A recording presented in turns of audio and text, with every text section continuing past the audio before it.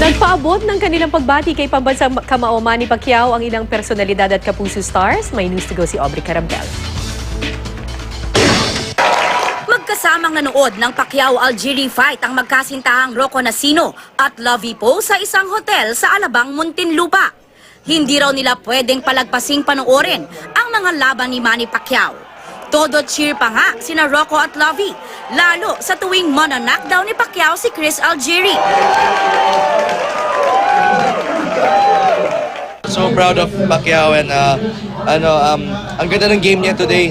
Sobrang he was looking for the knockout but then kita naman na he was being nag-iingat lang naman din siya. Binati ng ilan sa kanila si Pacman sa Twitter, tulad ni na Julian San Jose, Bea Binene, Mike Tan at ang Miss Universe first runner-up na si Janine Togonon. Hindi rin nagpahuli sa mga bumati.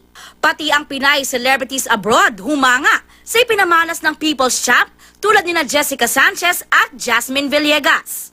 Ang iba pang Kapuso stars humirit sa social media nang hindi lang sa pagkapanalo ni Pacman, kundi pati na rin ang hamon kay Mayweather para labanan si Pacman.